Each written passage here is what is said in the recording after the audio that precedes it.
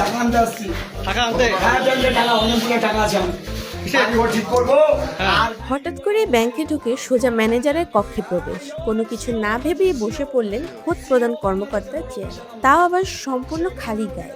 এরপরে শুরু করলেন একের পর এক অসংলগ্ন কথাবার্তা ও চিৎকার। নিজেকে দাবি করলেন, আমি এই দেশের সিও, অনেক বড় অফিসার।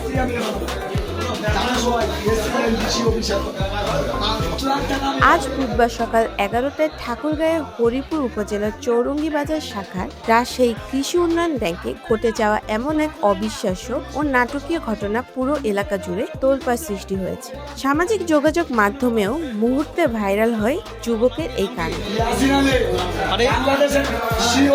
ব্যাংকে ঢুকে খোদ ম্যানেজারের চেয়ারে দখল করে বসা ওই যুবকের কাণ্ড দেখে মুহূর্তে স্তব্ধ হয়ে যান ব্যাংকের কর্মকর্তা, কর্মচারী সহ উপস্থিত সাধারণ গ্রাহকরা। কোটি কোটি টাকার দাবি ও হুলস্থুল কাণ্ড জানা গেছে। ব্যাংকের তুলকালাম কাণ্ড ঘটানো ওই যুবকের নাম ইয়াসিন আলী। তুমি এখানে বসছো কেন? এখানে কেন বসছো? আজ সকালে ব্যাংকের স্বাভাবিক কাজকর্ম চলাকালীন সময় আকস্মিকভাবে ভেতরে প্রবেশ করেন তিনি। এরপরে শার্টবিহীন অবস্থায় ম্যানেজারের চেয়ারে হেলান দিয়ে বসে চিৎকার করে বলতে থাকেন, এই ব্যাংকে তার কোটি কোটি টাকা আছে, সেই টাকা দিয়ে তিনি বাড়ি ঠিক করবেন এবং নতুন মোটরসাইকেল কিনবেন। ব্যাংকের মালিক ছিলাম, এই কোম্পানি। নিরাপত্তা রক্ষীরা তাকে বুঝিয়ে শুনিয়ে চেয়ার থেকে নামানোর চেষ্টা করলেও ব্যর্থ হন। তাকে ঘিরে ব্যাংকের ভেতরে তৈরি হয় চরম এক চাঞ্চল্যকর পরিস্থিতি বেগতিক দেখে এবং ব্যাংকের সার্বিক নিরাপত্তার স্বার্থে তাৎক্ষণিকভাবে জাতীয় জরুরি সেবা নম্বর 999-এ কল দেওয়া হয়। খবর পেয়ে দ্রুত ঘটনাস্থলে ছুটে যান স্থানীয় থানা পুলিশ। তবে পুলিশের আগমনও দমাতে পারেননি এই যুবককে। পুলিশ সদস্যরা ঘটনাস্থলে পৌঁছানোর পরও বেশ কিছুক্ষণ ধরে একই রকম অসংলগ্ন ও অধৈর্যপূর্ণ আচরণ করতে থাকে ইয়াসিন। ছেলের বেতন ভরে দেওয়া 5 লাখ টাকা, 5 লাখ আমার দেওয়াও হয় না। তার অঙ্গভঙ্গি থেকে মনে হচ্ছিল যেন পুরো ব্যাংকটি তার নিজস্ব সম্পত্তি।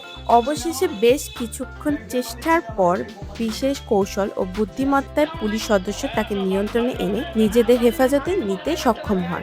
ব্যাংকের সেকেন্ড অফিসার বিপ্লবী রানী রায় ঘটনার সত্যতা নিশ্চিত করে বলেন, ইয়াসিনকে এলাকার সবাই চেনে এবং তাকে ভীষণ ভয় পায়। এর আগে সে একজনের বাড়িতে আগুন ধরিয়ে দিয়েছিল, যাকে তাকে যখন তখন আক্রমণ করে বসে। এজন্য ভয়ে তাকে কেউ কিছু বলার সাহসও পায় না। ধারণা করা হচ্ছে সে মানসিক বিকারগ্রস্ত। আজ ব্যাংকের অবস্থা বেগতিক দেখে আমরা আতঙ্কিত হয়ে 999-এ ফোন দিই। পুলিশ এসে তাকে নির্বৃত্ত করে। এখন যুবকের ঠাঁই চেয়ারম্যানের হেফাজতে।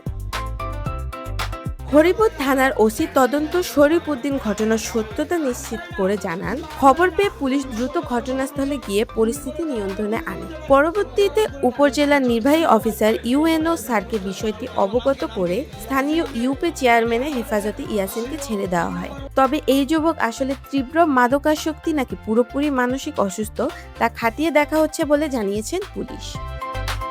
Desk report, next Bangladesh 24।